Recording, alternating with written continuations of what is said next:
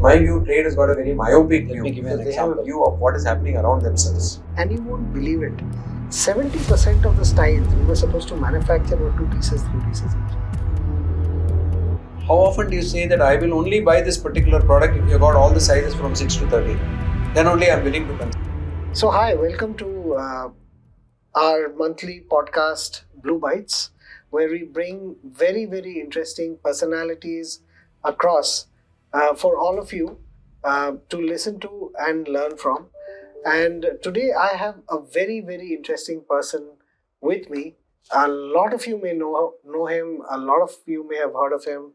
He is Mr. C.S. Suryanarayanan, and he is a very well rounded business leader with a vast experience spanning over 40 years in the lifestyle, retail, and consumer goods industry, cutting across several functions. Having worked in leadership positions in Levi Strauss, Asia Pacific, and in senior roles in Pepsi and Unilever, he has a rich understanding of business operations and expertise in the areas of strategy and business development, business transformation, and capability development, general management, and business operations. In the recent past, he has been consulting for companies in Asia to build their future roadmap and capability to grow their operations profitably. Suri has a reputation of being a versatile leader with integrity and is highly trusted by all those who worked with him. He has a track record of working successfully across several cultures and countries globally. He understands and shapes the big picture and is equally at ease with details. Suri has been a member of the board of directors of Levi Strauss Foundation. He is an alumnus of IIT Kanpur and he acquired a bachelor's degree in mechanical engineering there. Outside of work, he has a keen interest in Indian classical music, sports, and paints occasionally. So, Suri sir, welcome to the podcast. I thought this is a good opportunity for us to chat about some of the things that we talk offline.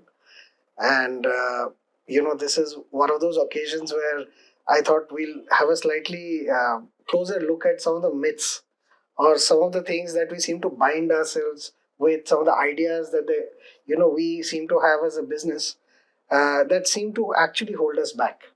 And of course, we've talked about it earlier in some or the other way, but I thought it would be a nice thing to actually allow our viewers to actually also to have you share your experiences and your understanding of certain things. So let me start this by asking a very simple question. That fact that you've been in the industry for I think more than 40-45 years now, and you've seen companies through many phases of their existence, and you work very closely with international organizations, Indian companies, startups, and a very wide plethora of work and a very large body of work that you have. So the question that I have for you is a very simple one, and I want to start with the what I feel is probably the bane of a lot of problems in our industry today, and that is planning. And my apologies to all our viewers who are planning, who are in planning, but.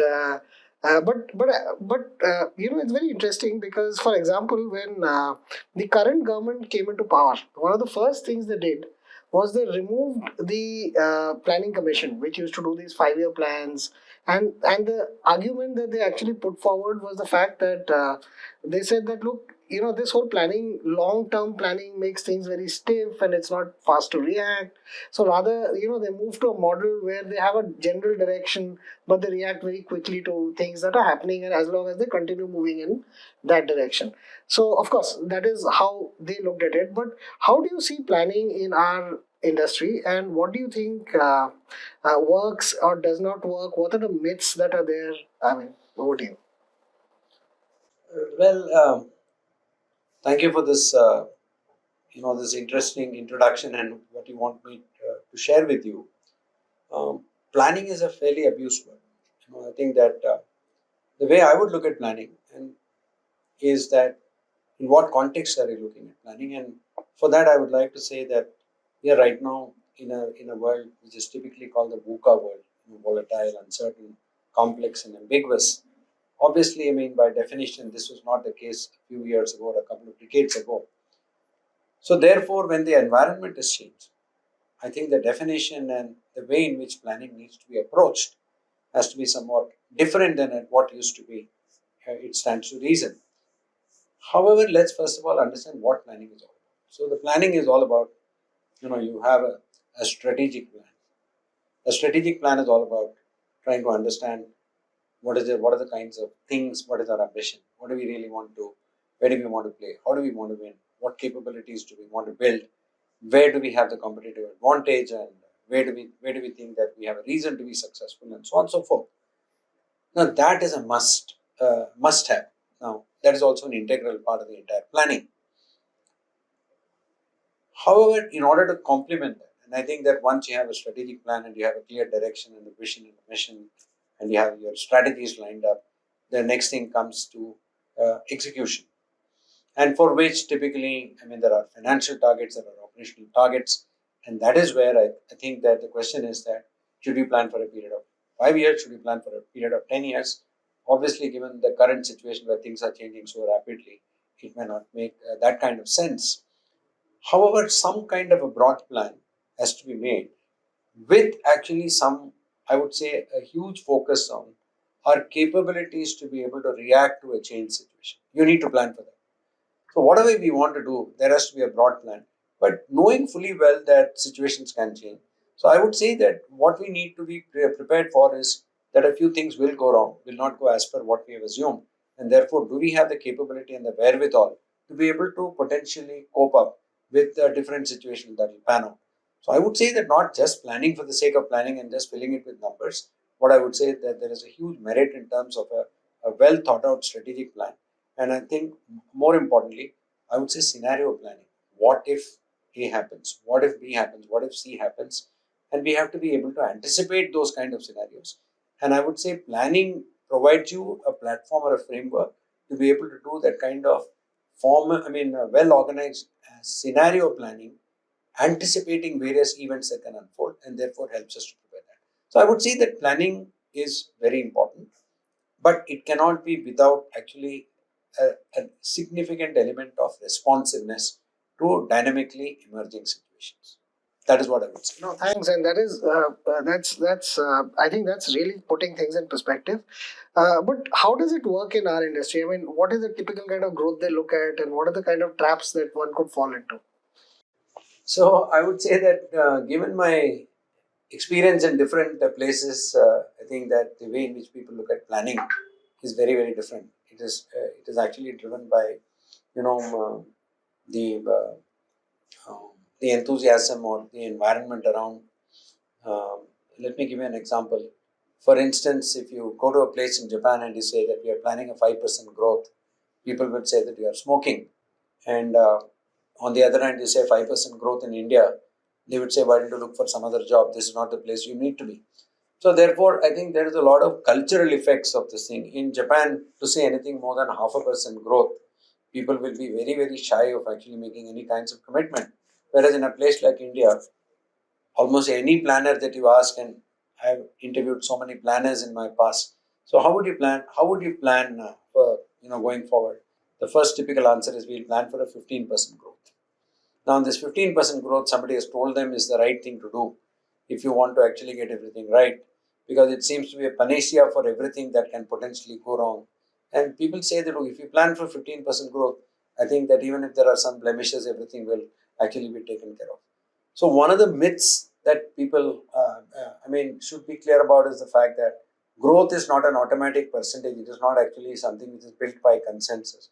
What is important is what are the sources of growth? What is it that you have actually an ability to leverage in order to drive growth far better than somebody else? So in this particular case, if every company were to plan 15% growth, and if everybody succeeds, then industry must be growing by at least 15%, but that is not reality.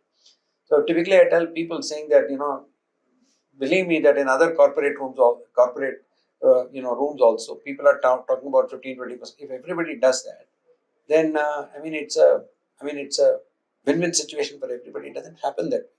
So I think what is extremely important is to be able to identify very clearly your sources of growth. Do you have a product advantage? Do you have actually a distribution advantage? Do you have actually a supply chain advantage? Or do you actually have a people advantage? So I think that when you look at that and then say, where is my growth going to come from? Then once you start building up that picture, so I think a good approach is a top down and a bottoms up planning, which will give you some sense of sanity of where exactly that growth could be, maybe given your limitations. I mean, and also second thing is what can you afford to actually do in order to drive growth, because growth also requires investment. Now you may have that capability, you may not have that capability, but depending on that, one will have to actually, manage based on the constraints that you have, and then actually leverage your strengths and see what does it ultimately result into. If it results into 25% growth, go for it. If it results in 5% growth, then you really need to reflect, saying that may not be good enough, but can you really go for a blind 15% growth? Because if you blindly go for a 15% growth, it could actually have repercussions of many things, and typically lands up in building up massive amount piles of inventory which are never going to be sold, and then it actually goes and lies in a, I mean, for the next couple of years, and which people find multiple ways to actually reuse and recycle, and they call it rebar coding. So Yes. which is considered to be a great panacea for this, but that is an ultimate disaster. So there are many of these things that actually one wrong step leads to another. So that is why I'm saying that the most important thing is to be able to make a very realistic assessment of growth. Now, once again, growth needs to be very clearly defined. Is it profitable?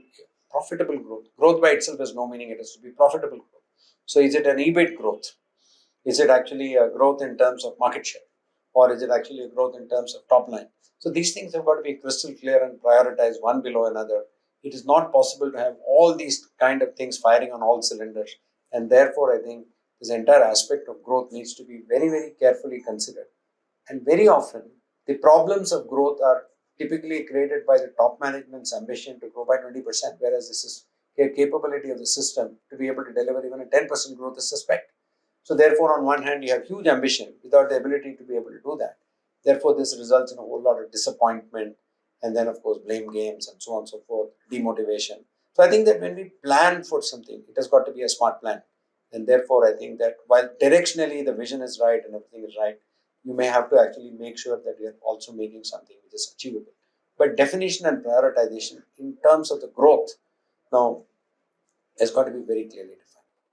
No, no, I think that is absolutely true. Uh, Tell me something. Today the whole industry is grappling with dramatic changes that are happening. For example, this whole D2C business has come in. They've completely changed the whole concept of go to market. They go to market almost every hour, if nothing else, and so on and so forth. But traditional businesses continue to work in seasons, and then you have a line plan, then you have a range presentation, then you call everybody in. How do you see this all fitting into, and does it really impact business? What is your take on this? So I think that, to give an example, I would say that you need to be very clear that are you going to be a participant in a marathon or in a 100-meter race? You cannot actually, use the marathon style in order to win a 100-meter race or vice versa. The problem here is that there are certain fundamentals that needs to be factored in order to be able to decide which one you want to choose. For example, if you were to actually choose this concept of what is typically referred to as the endless aisle concept in an online business, it's a great thing where the proposition is that infinite choice. I mean, nothing can be better than that. But then that infinite choice can be done provided you are not holding that inventory. You do not actually having the cost of owning that inventory. And for example, the Amazon books, if you look at it, they are not holding a single piece of inventory, but actually there are a whole lot of publishers and other people who hold it. So therefore, it is an extremely viable model to do that. However, the moment you start holding inventory, this model will actually collapse, because even the largest operator like Walmart world over, they only actually cater to, if 100 is the total number of options, their options would be less than 10%. So for somebody as big as Walmart, because there you need to look at actually not so much, the kind of, the infinite choices that you provide, but you need to look at being smart in terms of being able to pick products that gives you the highest return in terms of the investment. So the definition of success completely changes, saying that I want to have the highest ROI. versus actually trying to say that I will actually provide the highest variety of choice. The problem comes when you actually want to mix the two, saying that I have to keep on infinitely increasing the choice.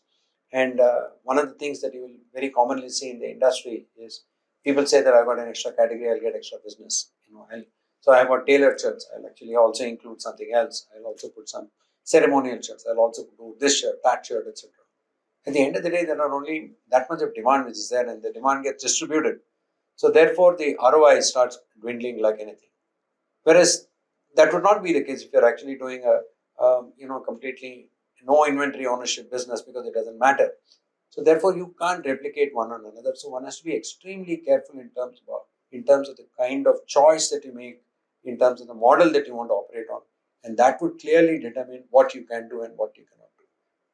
Therefore, for a traditional business, by definition, where they own inventory, it is almost impossible to actually do this endless aisle concept or a multiple choice, and releasing a product every hour and things like that. It is just not doable.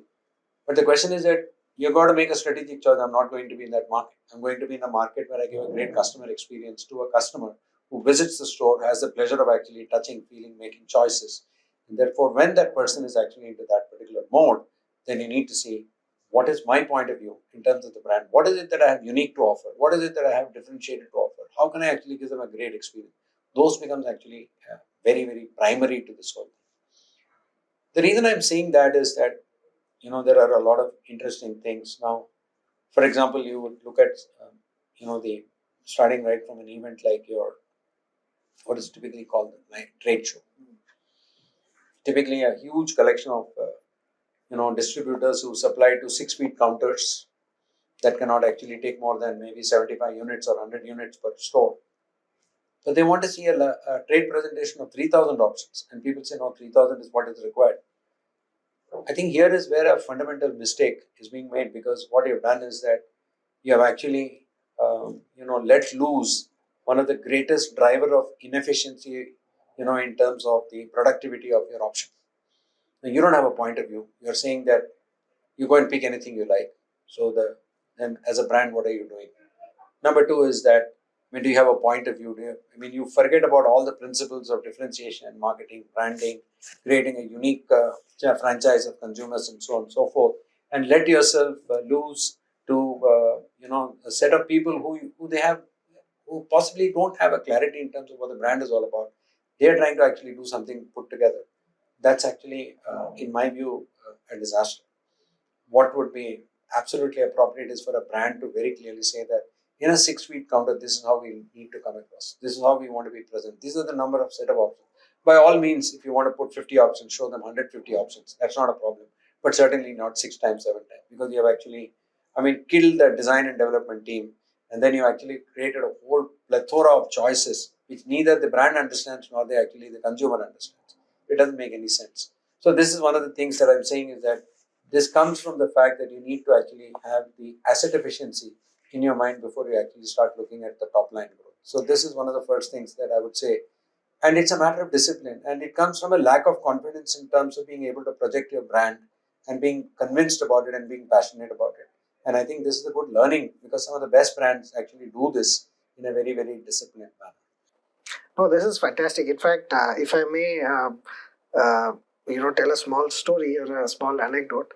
I remember when I just taken over my sourcing function in my previous organization.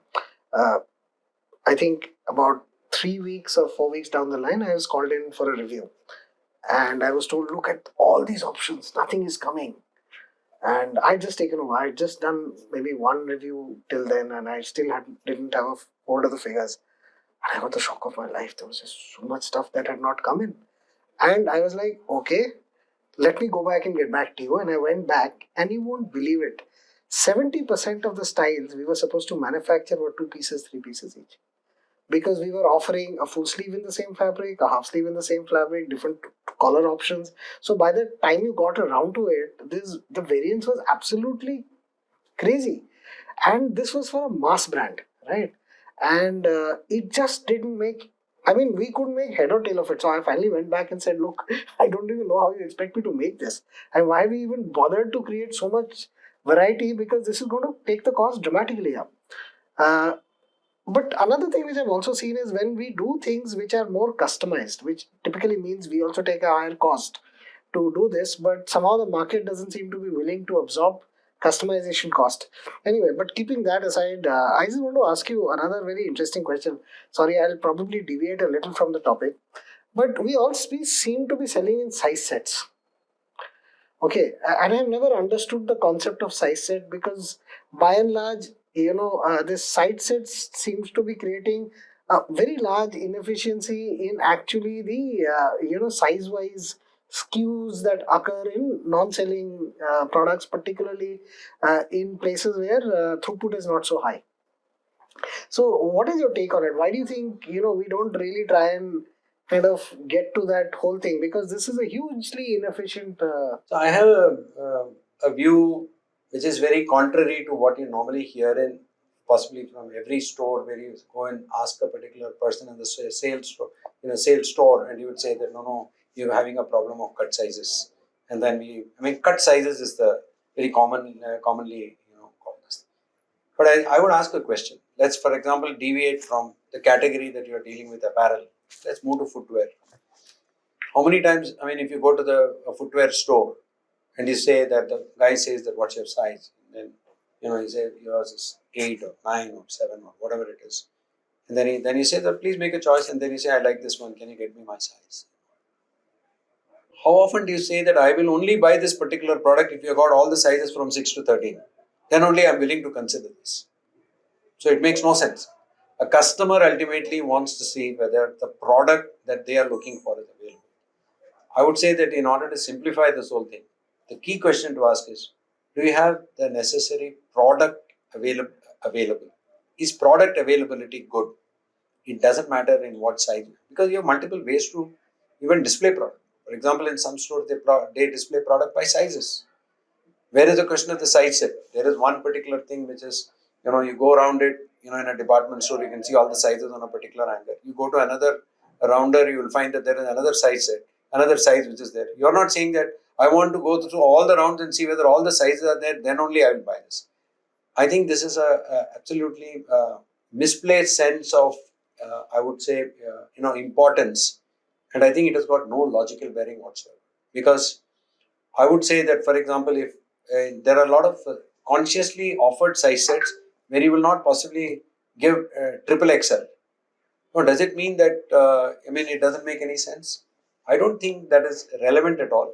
And I think this is one of the biggest disasters, because what happens is that the moment you have a cut size, you actually remove some of the other products from the main this thing and you put it in some corner, and you actually create obsolete products by preventing them from getting sold where actually it could have got sold. I think there are far better ways to handle this, and this cut size problem is purely a mindset issue. It is nothing more than that. And I think that this can be easily overcome. But it is there in the industry everywhere, and the moment there is a cut size and they say, no, this is now not fit for being kept in an exclusive showroom and so on and so forth. But I think ask the customers, who cares? They're the least bothered, and not only in one category. I told footwear. For example, if you go to travel bags, there are different types of travel suitcases. Do you say that I'm only willing to look at this one provided you show me all the sizes in a particular black color or a blue color? You don't do that. You look at a particular thing saying that, okay, what do I like? And then you look at various choices. So I think that this is much more of a, it's more of a self-created, problem rather than actually it being a real problem as far as customers is concerned. And I think I would also say that the department stores, by and large, are also exploiting this. Because typically they don't own inventory, and therefore I think that they push brands to say that, okay, cut size, take it out. I want you to provide, keep on.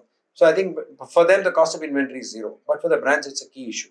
So I think therefore, if you really want to look at it in a very objective way, one would need to look at how do I display in the event. What is the best way to actually display? Now, if you don't have a typically popular sizes, you don't have a medium size, you don't have a large size, then you're obviously not catering to a large number of people. But there are people who are small and who are extra large. How do you want to display those products? Because it is still well within the life cycle of its entire journey. I think that calls for an innovative way to actually display those products, as opposed to saying that it has come to the end of its life cycle. It has not come to the end of its life cycle. Oh, this is a very interesting point that you put across. The fact that display can actually make a huge difference to actually inventory management per se. And how do you keep things going on? No, thanks. And uh, I'll come to another very interesting question before I move to the point here, which I had. Uh, Typically, we've seen that a lot of time is spent. So I have this little thing which happens where everybody wants things to move very fast in the supply chain. But I have the truth of the matter is, if a product takes 25 minutes to make, it takes 25 minutes to make, machine touch time. If it is including queuing, if it takes 15 or 20 days to make, it takes 15 or 22. And that has not changed in the last 20-30 years, nor is it likely to change. But everybody wants things done faster. But when you actually look at the calendar of an organization, right, from beginning to end, we apparently take 5 to 6 months to decide what to make. And the manufacturing time stays by and large that 3 months odd period, right? Why does nobody actually look at reducing these 5-6 months of deciding what to make and make that much more efficient and allow hence many more iterations to go to market, or many more go to market cycles or whatever, because your by and large your production time more or less remains the same. Even with agile manufacturing, there is a lot you can do, but it is not going to make a significant 5 month difference in the cycle. It could make a few weeks difference in the cycle, right? So why does nobody look at the bigger cake and actually try and cut that down? What's your kind of take on this? My view on this one is a combination of factors. So one is that manufacturing process by and large is very, very, left brain driven. Certain things happen in a particular way. You can measure every step and so on and so forth. But when you talk about designing a complete product line, you come into the world of some fuzzy logic, because anything to do with creativity is a bit fuzzy. So the question is that you know uh, you can spend 10 days trying to think about an idea. No, obviously creative processes are far more difficult. It's not easily measurable. You got to get the inspiration, you have to create a differentiation and so on and so forth. But that is the right side of the brain, which actually it's sometimes difficult to manufacture. But in today's context, you don't have infinite time to actually also do that creativity. Creativity has also got timelines and boundaries, and therefore there is a lot of pressure in terms of doing things fast. I think the second part of it is in terms of the understanding what the market needs, and I think that this has significantly changed with the advent of technology. The reason being that you have possibly, for example, the power of computation is so much that you know that, okay, what are the trends which are growing, what are the trends which are declining. Earlier it used to be that people would go to the market, visit so many things and come back. Today there are alternate ways to actually do this by scraping the net and figuring out what are the most successful designs, what are all the most popular designs. And I think the time that you need to spend, and given the fact that this is an inexact science, you can actually compress the time in a very, very significant way. Now, these are all some of the things which you can do from a design perspective. However, from a design perspective, there are certain things like strategy, where you have to drive a strategy by looking at what is what is a chassis or fabric that you really want to hold, which you want to reduce the lead time. What are the kind of sourcing speed that you can get in terms of components and things like that. So that can be significantly compressed by means of technology. As far as the creative process is concerned, there is a huge amount of thing which is happening in terms of the patterns across the globe, the colors of choice, and how people are trending, and there is data and analytics to do that. So people, if they embrace that, they could actually be far, far more nimble and flexible and fast in order to be generated. Where is it said that you must take 6 months to get inspiration? You can actually do that by looking at various things. So I think that change is already happening in the online world, but I'm sure that it will also happen in the brick and mortar world, because there's no reason why it should take 14 months to go to market. There is absolutely no reason why 14 months. What is the sacrosanct? Lord Ram went to Ayodhya for 14 years. So 14 is by no means an auspicious number. Yeah, absolutely. Tell me, what do today when we do retail, a lot of it is around sell through, So apparently, if you get that 50% number right, everything seems to be, season acha ja raha hai. What is your take on this whole 50% sell through logic, and what do you think is the right thing, or how do you think we should look at it? So I think that where this sell through, there is a couple of ways to look at sell through. Sell through is, if you look at the definition of sell through, it is what you sold out versus what you bought. There is a ratio of the two. And any ratio, there is a numerator and a denominator. So if you got a 50%, it could mean two things. Out of 100 that you bought, you only landed up selling 50. So the question is that if you want to increase sales, people would say that, look, if this is 50% sell through is a given, instead of 100, you put 120. I think life is not as simple as that. Because if that is the case, so the logic I would forward is that if you just want to double sales, make the 100 200 then you must get double the sales. Yeah. It doesn't happen because demand is more or less fixed in a given space of a store. There is a certain demand only that can be done. So the sell-through percentage, it has got accepted universally, saying that a 50% sell-through is great. Reality is that it is not. So for example, some of the best retailers across, they will say by the end of the season, we need to actually have about 85% to 90% sell-through. And we don't want more than 10% of it to be left. Now, what they are doing is, so you can do two things. Fix a denominator for the same level of demand. Create a stronger desire for what you're offering.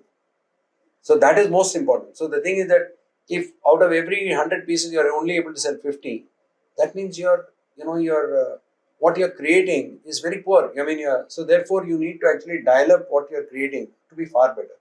Secondly, the other thing is that if you're promoting, and if these are your high volume products, then you need to promote so that instead of 2, you can sell 3. So therefore, I think the entire approach to trying to improve sell-through, and in fact, I did have an experience of in a particular place where actually the gross margins of a particular company moved up from 30% to 42% by cutting down 1 million units of buy per season. So, and there the starting point was, no, we can never get more than 50% sell-through. So the question is, look, if you are only selling 50, why the hell do you want to buy 100? Why don't you buy 60? No, but then we will get only 50% sell through, we will only sell 30. It doesn't work like that. It actually, what happens is that when you have too many products, you also actually take away, the demand gets distributed over a larger number of products. So I think that you have to be very clear in terms of what your product line is. Can you actually drive productivity? Options productivity. How do you actually promote it? How do you make it more desirable? How do you actually, so it also means that investing in the sales staff to be able to sell that a lot better. So I'll give you a classic example. When people talk about core, everybody wants to have core. Now, why do they want to have core? Because they say, no, we don't have end of the season problem. It can keep on going. It is evergreen and it will, what is called as, never out of stock and all those kind of things. But one of the biggest challenges that I've seen, when people operate is, while you chosen actually this particular strategy of core, you put all your money in advertising in fashion. Now, mind you, core also needs to be promoted. So therefore, if you've got a great product, you make it far more desirable because it can actually go through the roof in terms of sales.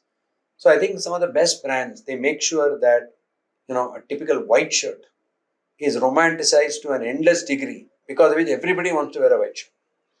So therefore, rather than putting some money on a pink shirt with a conky fashion, which you want to sell, which very few people are going to buy, and very often it is to cater to the boredom of the designers or some marketeer who wants. I think that one has to be very sensible in terms of what to promote. So if you are very sensible and choosy about what you want to promote, then I think that this entire sell-through, and you can find that you put your, and I've seen this happening, saying that whether it is India, Korea, or any other place. For example, in Korea, what I saw was that they would actually, typically be working on a 70% sell-through and very, very quick replenishments. So the question is how much you buy is also a function of how well you're able to replenish, how well you're able to actually service the requirement on time. and then how quickly are you able to react to what is required. So the problem is, if you got 1,000 stores, you don't know which product will sell well. So one of the things is that you know that overall aggregate demand, you know that you will sell 100 pieces, but you don't know which store will sell. So the best way to actually manage that is to keep it in a central repository and move the product to where actually it is getting sold, because then you are able to actually direct the supply to where the demand is. If this is done well, the sell-throughs will go up through the roof, because you're not left with the problem of unwanted stock lying in places where there is no demand and suffering from lack of stock where there is a demand. So this problem is there. Of course, some people try and correct it by what is called as an inter-store transfer strategy, which is again a very complex mechanism of determining where the demand is and where the demand is not there. And it requires actually algorithms to be able to actually optimize it. The moment you get into all that, you are actually layering with a complexity that many organizations can just not handle. They are not able to ship from one central point to 100 stores. Imagine in a network of destinations and locations, how would they be able to manage it? It becomes very difficult. So I think that the sell-through, I think, is to come with a simple belief that if there is a demand for 50, ideally I must give only 50. Now, yes, but I don't know. There is an uncertainty of demand, therefore I need to keep something extra. Very often you will find that people have what is called as display stock. The display stock almost contributes to around 80 to 85% of the entire sales for the season, which means you have little flexibility in terms of being able to service those goods. So if you are able to manage with a display stock ratio to sales, something like around 50%, then you have tremendous amount of flexibility in diverting the stock. That the sell-through becomes extremely high. So I think that this is, unfortunately, when people go from one company to another company, and I think that the apparel industry is a small world, they take the same practices from one place to another. And therefore, after some time, you find this entire sell-through approach of saying that 50% sell-through, therefore you must have so much of display stock, so on and so forth. I think this can be completely smothered, and I think it is very easily. You can look at some of the best retailers in the world when they do, let's say, 6 stock turns. I mean, 6 stock turns means that they are only having 8 weeks of inventory. In India, typically, you will find that the display stock, the store stock, typically that people are holding is close to 5 months. On one hand, you hold 5 months of stock, and then you say, my ambition is to make 3 stock turns. The maths never works. So this is the problem. So therefore, the sell-through cannot be managed by managing the denominator. I mean, not by managing the Denominator, you have to manage the denominator. No, you have to manage the numerator for a given stock. Yeah. If you say I got a stock of 10, I want stock turn of 3, you mean you need to sell 30. If demand is not there, then there is no choice but to actually reduce the denominator. So I think one has to be very clear about that. And this is one of the biggest problems that I've seen in the Indian industry, where people have 14 months of stock, 12 months of stock, 2 years of stock, 1 year of stock, and this without a clue in terms of what is happening. It is purely because they don't look at this number correctly. Because somewhere they're saying that we went with a 50% sell-through, tell us where we made the mistake. The mistake is you started with a 50% sell-through. Why will you make 100 if you are only going to sell 50? Ask that question. So that is one of the biggest problems, which I think is affecting I would say 80% of the brands, 80% of the industry. No, in fact, you're absolutely right. People seem to be manufacturing to fill up the store in a particular way, rather than actually looking at what needs to be made to sell, or whatever is the capacity of that store to sell. Absolutely. I think that I totally agree with you. I think that what you rightly said is what is the demand and the capacity to sell from a given area of space. Yeah. Where is it said that there must be a minimum display quantity? So, and there are a lot of different measures which all ultimately, you must have a stock density of 2.3 per square foot or 3 per square foot. Where is it said that? Now, if they're saying no, otherwise the store looks empty. You can actually you can actually make the store look damn good by actually creative visuals or billboards, or you can have kiosks. You can do so many things, etc., to give that kind of experience that people want. How many of us go to the store and say, how many units of stock of this particular t-shirt do you have? Then only I'll buy. Nobody is going. I mean, you're least bothered as long as you get your this. And they say, it doesn't look nice if you have only 3 pieces of something kept. It should be stacked from right till bottom till the end, so that there is no airspace. That is not. I mean, that is a warehouse. That is not a store. Yeah. So I think that it comes from fundamentally not doing enough homework on the brand side. So your product has got to be really good. Your ability to sell has got to be really good. I mean, look at an Apple store. Take one to another category. I mean, how much of square feet of space do they fill up with their products? It is very open and yes. So therefore, density, if stock density was the solution for increasing growth, that is the easiest thing to go and stuff it. Then I would rather sell from a warehouse. Why do I need a store? So I think that these are some of the things which I think people may understand it, may appreciate it, but they have to have the will to actually do this. Try it out and see what happens. And I think that there are enough examples of extremely successful operations where they manage inventory. Right? In fact, in the apparel business, my experience has been that you don't win based on a P&L approach. You win actually on a balance sheet approach. If you actually focus on a balance sheet approach, where you say that I want my inventory terms to be good, because then you ensure freshness, you reduce obsolescence, and you find that these are all huge factors in the gross margins. So typically a 5% gross margin difference can be brought about by an extremely well-run operation just by managing the entire product line well. The width of the line. And this is basically on a traditional model because we are not talking about a situation where I have no inventory. Because if you have no inventory, then your return on investment is almost infinity. Based on no cost in the denominator. But that's not reality. So therefore, one needs to actually look at it in a slightly different way. No, it's this is very interesting, and I think you're one of the very few people I have spoken with who has very strong and clear views on this. I want to, from what I understand from you, and I put it in a very simple way, that a lot of building a brand is about saying no, what not to do. It's about not doing this, not adding extra styles, not getting very attached to any product. It's literally about saying no, no, no, and just focusing on what works and just optimizing around that. Um, oh, okay. Yeah. Well, let me ask you slightly. I'm kind of moving to a slightly different aspect here. Among the some of the other myths that the industry has, which are MOQs and various minimums, etc., etc. I'd like your thoughts. So I'm fairly allergic to anything that starts with, M and ends in Q.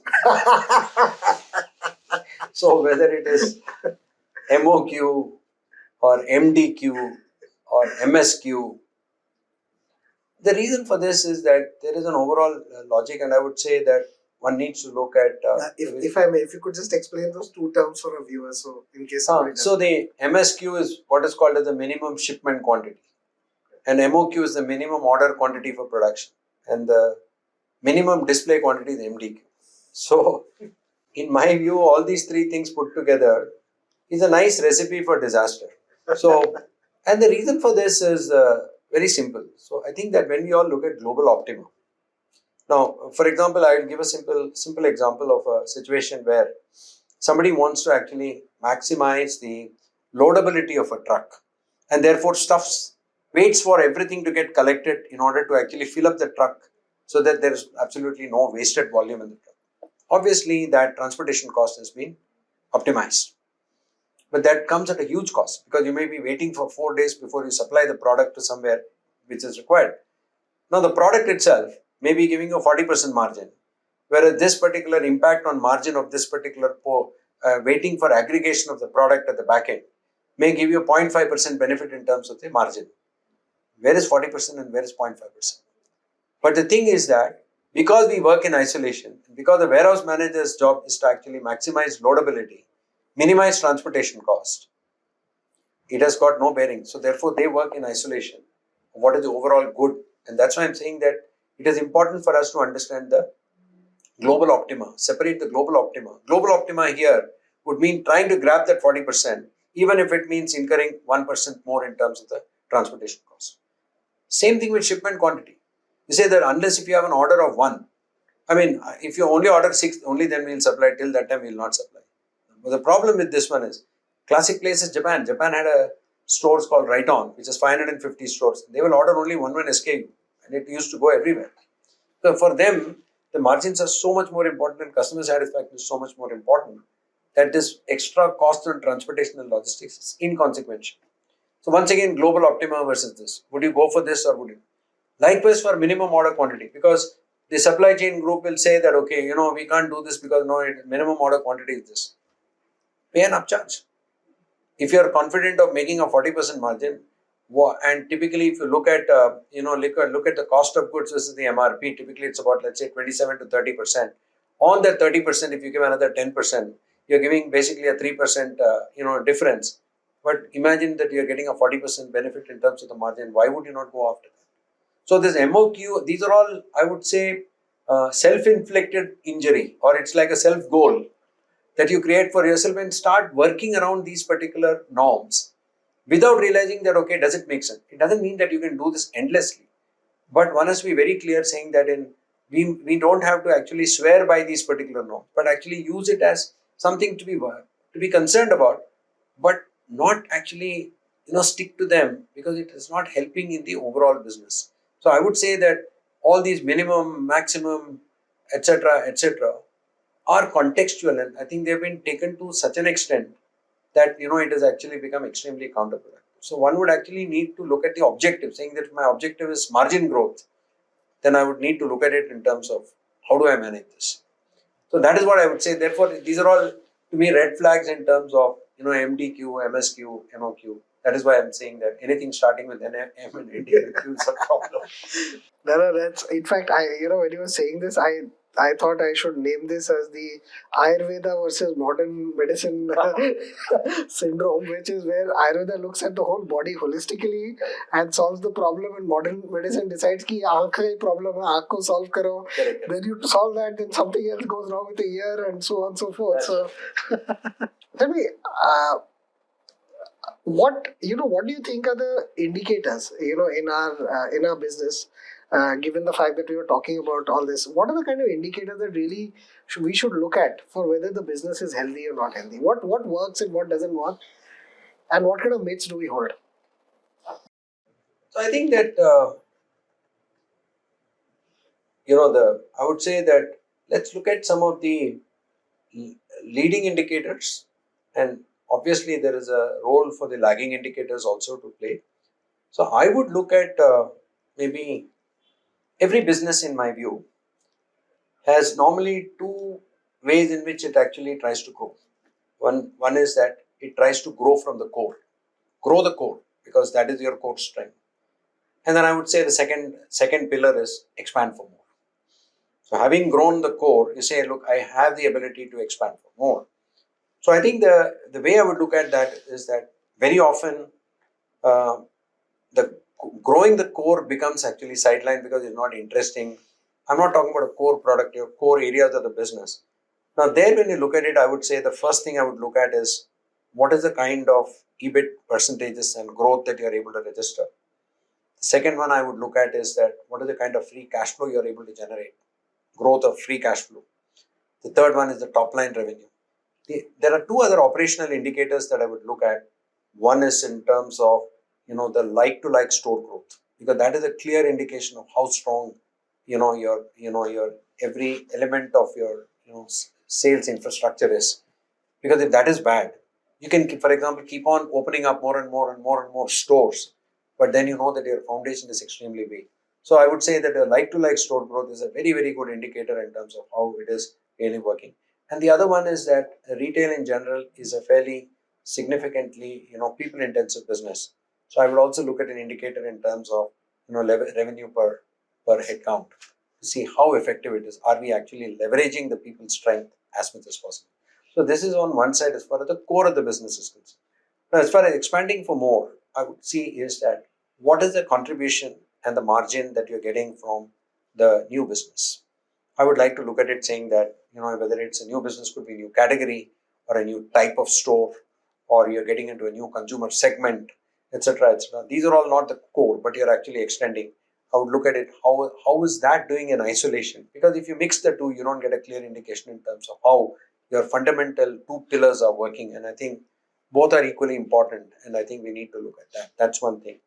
In terms of leading indicators, is basically I would look at the indicators of their brand strength, and I think that their brand equity scores, there are multiple ways to measure in terms of how strong are you coming across. Would you advocate it to a friend? Would you buy it next? There are so many measures in terms of the chance of stickiness of people to a particular brand. And I think today that's one of the biggest challenge, because people are moving from one brand to another, and there is repertoire buying that is happening. So I think the cost of customer acquisition is going higher and higher.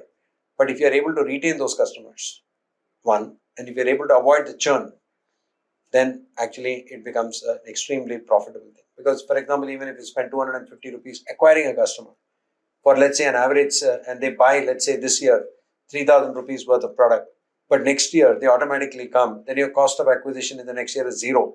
So it's a highly productive kind of a thing. So I think, therefore, the leading indicators of brand stickiness, brand loyalty, and the way they feel about the brand. Is it a cool brand? If they want to be associated with it, they want to be part of the community, they want to be associated with number of things. Do they get, and today the battle is changing from product to customer experience. Do they really enjoy being in an environment where they like to shop? I'm talking about the traditional brick and retail models. I think that these are all the factors that I would look at in terms of measures, and the good part of it is all of these things can be measured. It doesn't have to be an opinion based kind of a thing. And it can be done on, today, using the online the net, where you can get actually scrape the media and say that, okay, what do people have to feel about your brand versus others? So what do people think about it? What do they like, what they don't like, etc. Important thing is to draw the insights from there, fix your entire offering, the experience, the product, etc., to get a proper kind of a, an optimal mix of that. And I think that this is one area where I know that international brands, they do a pretty good job, but I have not seen this kind of strength in the Indian industry, because there it is, unfortunately, it is hugely led by trade and things like that. And in my view, trade has got a very myopic view, because they have a view of what is happening around themselves. They don't have a view of what is happening across the country. And I think therefore it was more of a relationship management with many brands which are into trade, but it is not really based on what consumers feel. And I think that the more evolved brands, they understand what consumers want, how do they want to react to it, and I think that that's the leading indicator. The brand equity measures, along with the lagging indicators of the core business, looked at separately from the expand for more business. This is what I would be looking at in terms of. No, no, this is very interesting. Another very thing that came to my mind when we were discussing is about forecast accuracy. Because if a lot of this business is based on forecast, because you're making almost 6 to 8 months ahead of time, and you're trying to kind of predict what's going to happen, 4 months, 5 months down the line, and you're still trying to push a lot of new products. Uh, how does that kind of work out? What kind of accuracy can you best achieve, or what do you think? See, forecast accuracy by definition uh, would have a. Why do people talk of forecast errors? Before even you go into a forecast, you would say that what is the forecast error that you're going to have. The more granular you start measuring it, the huge amount of error will crop in. So, because, for example, if there are 10 products and you have an ability to forecast actually the sale of a particular product, let's say at 90% accuracy, so it is zero point 0.9 is your probability of success. And if there are 10 products, it is, so therefore, what's the probability of success of getting these 10 right is 0.9 to the power of 10, which is some 0.000 something. So by that time itself, your ability to forecast has already gone down by significant amount. But having said that, I think the role of forecast is to be able to play a, a balancing, or it sanitizes the entire ambition to actually grow recklessly. It says, look, this is what the forecast says at an aggregate level. Aggregate level forecasts are very meaningful because they are far more dependable. So, for example, if you say that what is going to be the tea consumption in India a year from now compared to what it is at a macro level, you can easily predict that it may not be that much wrong. But if you're trying to predict the habits of a person by saying that if he's drinking 2 cups of tea, is he going to drink 4 cups of tea or 5 cups of tea? You can be grossly wrong. So, therefore, I'm saying the forecast has got a role in terms of a high level of accuracy, so that you don't make 2 million shirts instead of making 500,000 shirts.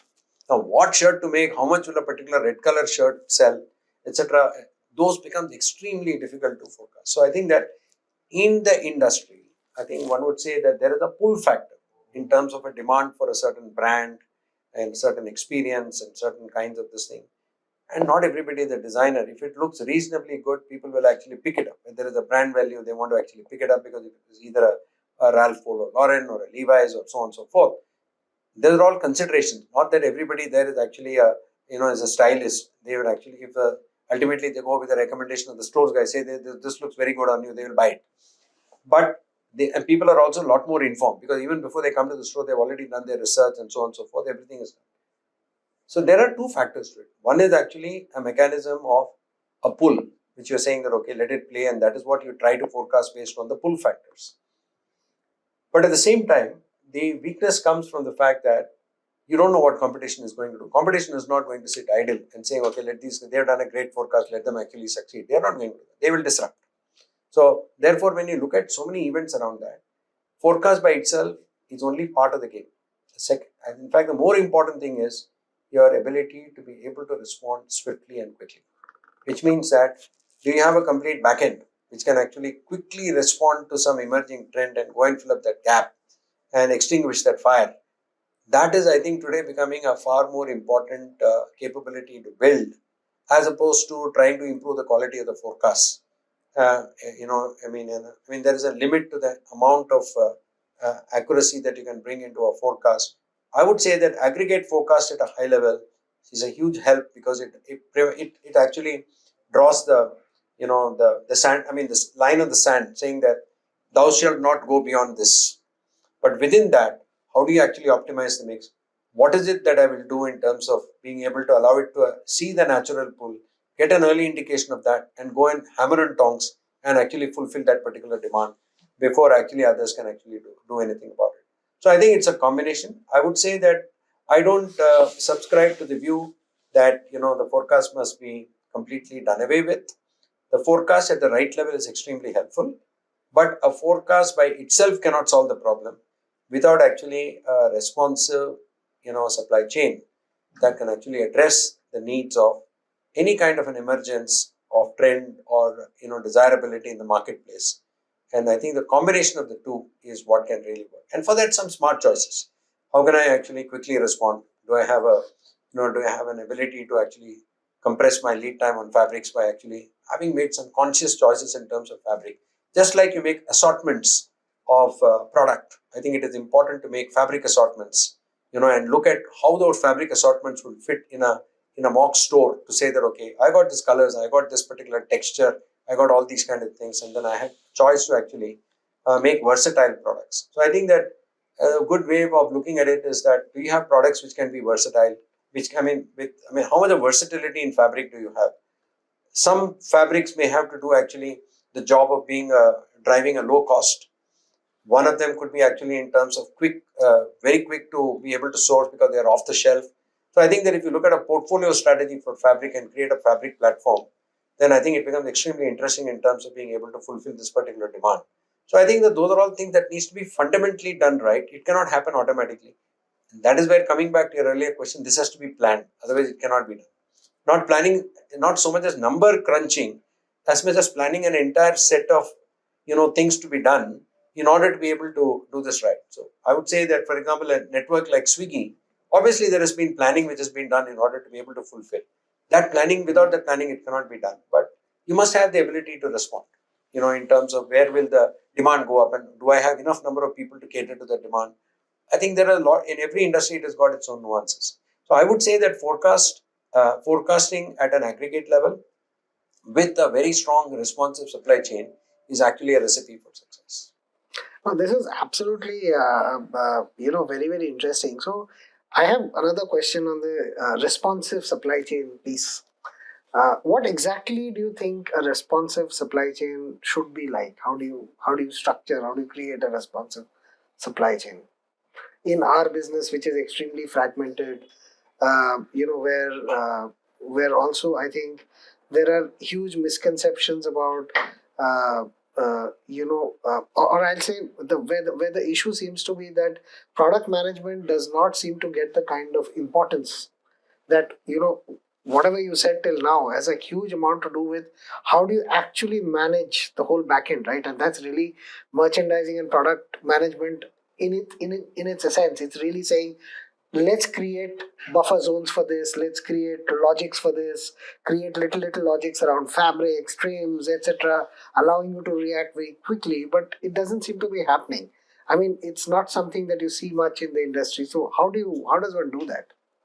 I think it is, we are going through a huge scale of transition from what traditionally used to be 10,000 trousers to be made or 10,000 jeans to be made, and the bigger the factory, efficiency was there. But I think now we need to look at efficiency in terms of different set of parameters, like, do we have flexibility, how quickly can the product be turned around.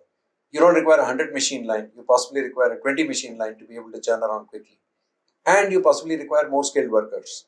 So I think that there are a whole lot of things which will require to be done in order to be able to cater to small volumes, high quality, fast response factories. And I think that this is a place where technology can help. This is a place, and if some people start doing that, it is something like this, that you might recall that there was a time when actually there were the large steel plants. Then suddenly there was this sponge iron that cropped up everywhere. So it's not about what is right or wrong, but I think the need of the hour right now is for, I mean, do we have the supply chain to cater to the factories, so to the front end, the customers.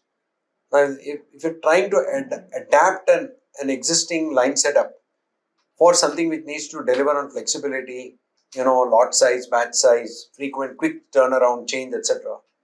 I think the vendor network itself has to undergo a mindset change, and I think that is going to be a process that has to be undertaken by some of the pioneers who actually are believe that this is the way to go. And then therefore it is just like the issue around sustainability. So there, everybody talks about circularity, sustainability, and all those kind of things. But there are a lot of them. I mean, they're possibly playing lip service to it. But you know that, okay, over a period of time, this is going to be a part and parcel of the entire factory network and so on and so forth. But there will be a time when everybody will want to do the same thing. Similarly, I think that once there are 10 successes of small factories that actually can turn around and do deliver high quality stuff, and there are some vendors who are willing to do the entire, the full back end, supply chain to cater to this kind of fast demand situations. I mean, it can be easily copied. And after that, but I think that we are at that stage where we have to see the transition. But I think the writing on the wall is very clear. We have to do this because there is no other way in which you can cater to the requirements of, at least some of the online channels, the D2C brands, which are actually working on fast response. They have no choice but to actually do this. So at one level, what has happened in our companies, we have verticalized various functions. But in reality, the best way is to actually, integrate everything through and through, so that the final goal is what we are trying to deliver. And everybody focuses on that final goal, and not on, locally optimizing each of their departments, because that is where we are really creating a lot of inefficiencies. Am I getting that fundamentally right? Right, because if you're saying that the entire team, it is like process optimization, and saying that we are all. I mean, there are two ways to look at it. One is actually a functional approach to actually delivering an objective, and the other one is a seamless process approach in order to deliver that objective. Now, I think that in a typical process, oriented team, you're not looking at individuals. They are only domain experts in order to actually add strength to that combined team, but everybody has got the same objective, everybody has got the same end objective. I think that is the role of leadership. That will not happen on its own. It is for the leadership to establish, saying that success means this. Success doesn't mean only top line increase. Success doesn't mean only this. You got to say that, okay, how we came and actually delivered is also as important as something else. So for example, if the time for product innovation is reduced from, let's say, 3 months to, let's say, 10 days, that's a huge success. So I think so those kind of things need to be looked at together. So I would say a very, very comprehensive, simple way of looking at the business to say, are we actually increasing our capability and core strength to deliver better on this? And that will be a combination of supply chain, IT, technology, enablers, because capability today will be people, systems, and technology. And I'm saying that then your entire distribution network, partner, and ecosystem, they're only becoming bigger and bigger.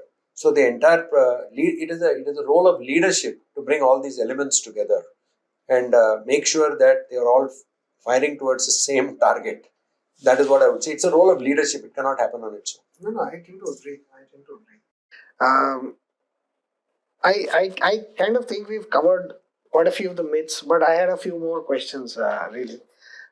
One is that, we, and I always do this since it's a Blue Bites podcast, I have this question around technology in the supply chain end. So, where do you think is the role of technology in supply chain today? And how do you think things are going to evolve with technology? And, because, okay, I'll also maybe eh, try and express myself better.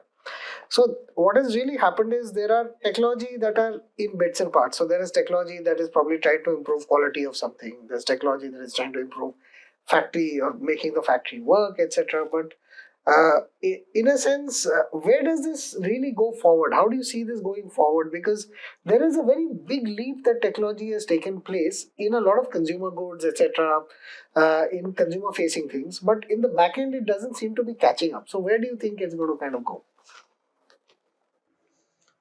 I think that if you look at the entire supply chain, I think as we were talking earlier also, supply chain, there are a lot of things around. Two things. One is we want speed. Now, when we are talking about speed, I mean, I would take a simple process like a go-to-market process. From the time of, let's say the inspiration to the time a particular product is delivered in a store, it could go through some 380 steps. And typically, you're not talking of 5 or 6 SKUs, you're talking of thousands of SKUs. So the problem is that how do you actually track this? It is repetitive. It is there is an overall method, but the problem is that the devil lies in the details.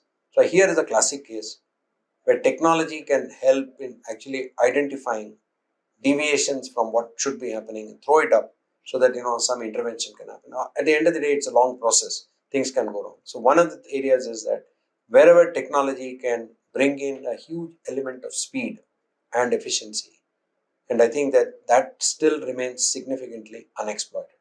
So the benefits of reducing the lead time, of a go-to-market process from, we are talking about the 14 months. I mean, 14 months is too long. Let's say that if you are able to knock off 60 days of an entire go-to-market, it's got a huge impact in terms of a couple of things. So firstly, it's got an impact on your working capital. You're not holding goods for that period of time. Secondly, your ability to actually make right choices, being coming closer to the actual time when people are going to, buy a certain product, those things become much better. So one area where technology can significantly make a difference is, number one is that it will actually drive speed. The second thing it does is that it will, typically as it is called, it will drive a single source of truth. So there is no, it's not about any longer about opinion, that information is there. And extremely important, it connects multiple people in the entire ecosystem to look at something so that they can actually take quick action in terms of whatever they need to do at their end in order to do that.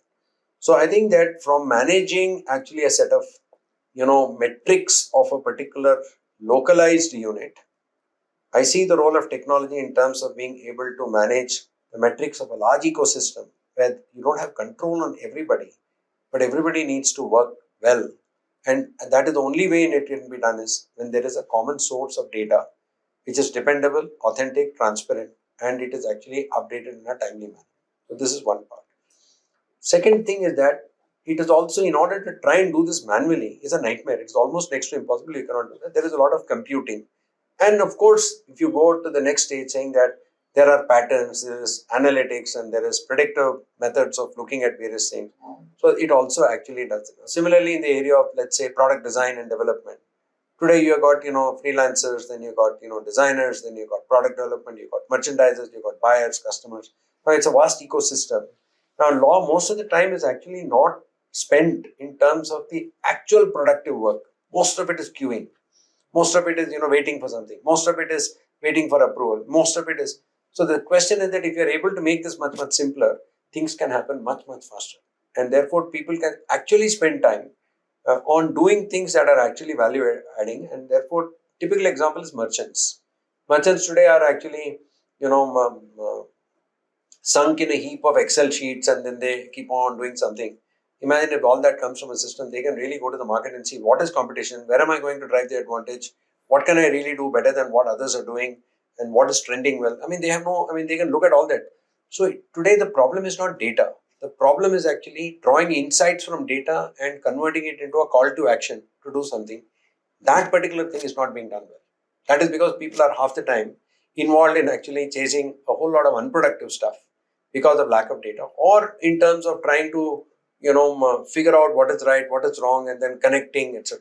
So the technology has got a definite way of linking up the entire ecosystem in a far more efficient manner. That is one major role for technology. The other one is saying that, for example, repetitive work. A lot of it is repetitive work in the area of costing. You have similar products, you want to actually quickly figure out the costing and saying, okay, I did these kind of products, similar product, can I actually give the costing in next 15 minutes? Now you can always pull it out from your repository and actually use that with some small little tweak. Over a period of time, even AI can say that, okay, if these are the changes, then you can actually get even a better indication. I think that these kind of things will come in very, very handy in terms of this thing. The second thing is information, whether it's transportation, logistics. Now, if you know that, okay, inventory at various points across the entire line, then you know where exactly to actually work on that. Otherwise, you have actually, isolated decisions being taken without the understanding of the entire system inventory. All those kind of things can actually definitely play a major role in terms of that. And then, of course, technology can play a huge role in terms of one of the most important things is whether your design is good or bad. Now, is it just purely subjective? Now, for example, there are multiple ways in which to look at whether you are going to be creating a winner or not. Technology can help in saying that are you creating a winner or are you not creating a winner? If those decisions can become right, the profitability of the business can have a significant change. And I think that now you have the ability to actually use some of those technologies to say that it takes the same time to create a wrong product as it takes time to create a right product. So can I create a right product? So I think the technology will have a role in terms of doing all these things. But also there is a time to adapt, which is where the skill sets of the professionals in this particular function, so today do it in a traditional way, they will need to change. And that will be over a period of time it will change. It cannot happen overnight because some people have to let go some of the ways of working and then do on other basis. So I think technology will impact every aspect of the entire supply chain. But largely data accuracy, data availability, data transparency, quicker decision making, simplifying the methods of actually evaluating whether something is good or bad, and ultimately all these are the supply chain is definitely the next area where the significant value unlock of the apparel business is going to take place without a doubt. That is for sure. No, no, thanks. I think this was very, very invaluable. So I just, before we kind of, I think probably conclude, did we miss anything, and or did we talk about? We will always miss something because things are changing at such a rapid pace. But as I said, at the moment we actually an approach of saying that we must be able to quick to respond. We don't have to worry. I don't think we need to have the FOMO, fear of missing out on something. We'll always be able to catch up, and it's always a long journey, but it's interesting. Thank you so much. I think our viewers going to be really enjoying this conversation that we had. It's been a pleasure having you on our podcast. So thank you again so much for being here with us today. Thank you. Thanks for the opportunity.